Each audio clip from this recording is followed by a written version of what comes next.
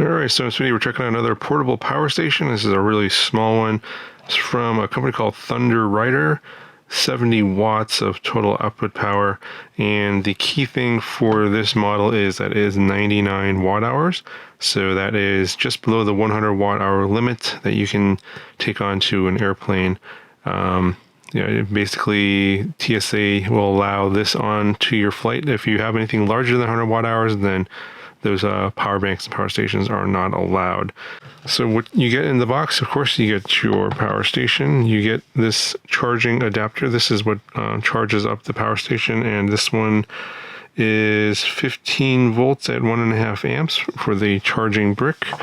And then you get a small user's guide. It's not really a whole lot to explain here. I'll just show you what the power station looks like. It's very small, weighs about 1.3 pounds. It's got this little silicone strap here for holding on to it. This has AC out, which is pretty unusual for something this small with this capacity, but it's limited to 70 watts. And I did try a few things that are like quite a bit more, say like 200 or 300 watts, and basically what happens is the overcurrent protection just kicks in and shuts off the AC out, and you don't get, it doesn't power those devices. So don't even bother. If it's anything over 70 watts continuous, I would not plug this in or use it. Also, if it bursts to over, say, 150 watts, it won't turn this on. It won't power it up off of this at all. So it's really for low power devices. So basically things that are like lights, maybe some like heating elements, something like that are very low power, that's going to stay under 70 watts and aren't going to surge over 70 watts, then this AC outlet is going to be useful for that.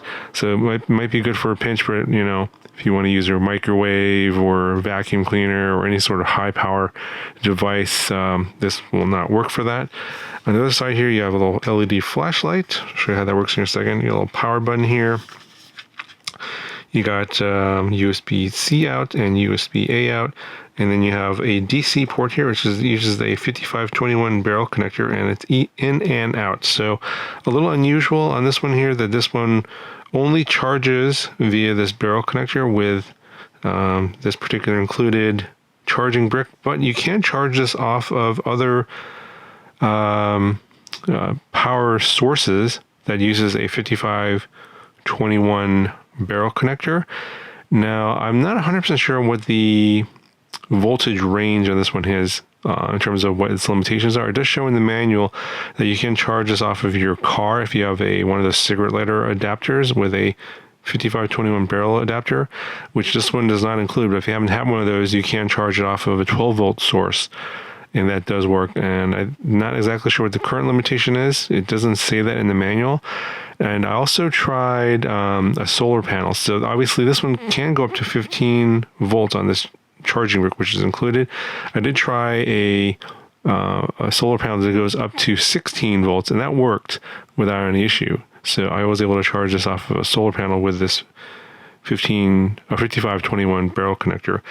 Unfortunately, you can't charge it off of USB-C or USB-A like some of my other power bricks that are the power banks that I've shown in the channel here. So like you can charge like this one here off of USB-C in and out, but this one does not have charging off of a 12 volt source or a 5521 barrel connector. So it kind of depends on what your situation is and what your needs are. This might be a limitation or it might be an advantage depending upon what you're looking at. And then the specs here are on the side. They're on the manual as well, but they're actually shown here. So 99 watt hours or 99.9 watt hours. And the input there is 15 volts at 1.5 amps. And then the output is 12 volts at up to 10 amps. So again, I don't know exactly what the DC input limitations are. I did go over 15 volts on a solar panel. That did work, and it did go down to 12, or actually much lower than 12 volts. I plugged into a 12 volt battery that went down to like 10.1 volts and it's still charged. So the input voltage and amperage range here for this particular model is a little bit of a mystery because it's not documented in the manual, but I did try a wide variety of stuff and it seemed to charge no problem. But you can also use it as an output as well at 12 volts and 10 amps, so that's kind of nice in case the you want something a little bit more than what's available via the USB-C and USB-A ports. The USB-C port can only charge up to 24 watts at these voltages and amperages, and USB-A is these voltages and amperages. So about, maximum looks like about 18 amps, so 9 volts at 2 amps. And it's going to be highly dependent on the cable you use, because I wasn't able to get more than, I think, about 6.5 watts on the cables I have. But let me just show you how this one works for the USB-C. It's pretty simple. Just plug in your USB-C cable here. It's only out, and then we're going to turn it on by pressing the power button. This will then turn on the display. We're 99% charged right now, and we can just plug in the other USB-C into this power bank here, and you can see that on this USB-C it'll charge, and it goes up to 24 watts max. On this one it's going 23 watts, and I did try the USB-A port here, and I got a maximum of about 6.5 watts, although the port specs say they can go up to 18 watts, but you need a proper USB-C 3.0 cable, which I don't seem to have. That's a tricky thing with USB-A power delivery cables. They're very finicky, hard to find, and basically they have to be specifically for USB power delivery, which is not well specified on USB-A, but it's more common on USB-C. And of course, to turn it on and off in terms of basic functions here, short press and turns it off. See, the display goes off. Short press to turn it on. If you want the AC inverter on, you're going to long press the power button. So long press. And then you see the AC out is on. Otherwise, this port doesn't output any power. And then long press to turn it off. And then to turn the flashlight on, you're going to double press the button. So 2 times, 1, 2. Get your flashlight here. And then to do the strobe mode, you're going to short press. Get your strobe mode. Press again. Get your SOS mode. And then just the press is going to cycle through the 3 different modes, and then double press again to turn off. And one thing to note is that the complete or total power output of this power station is 70 watts total. So if you're drawing 70 watts out of the AC here, that's all you're going to get. You can't draw additional power out of the USB-C or USB-A ports or the 12 volts out here.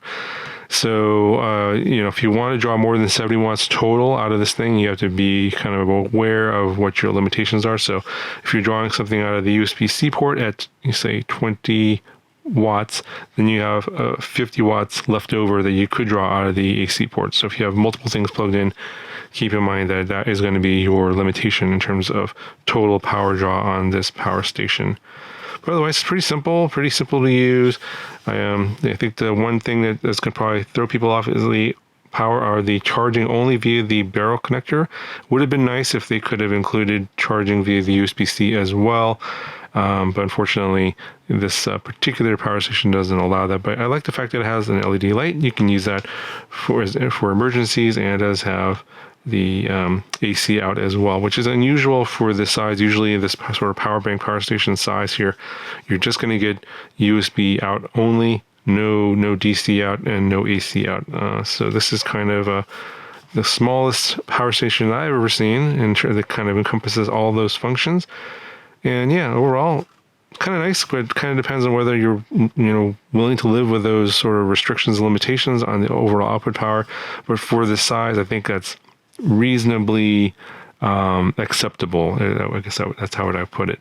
Anyway, I'll put a link in the description if you guys want to check it out. That'll do it for this video. Talk to you guys in the next one.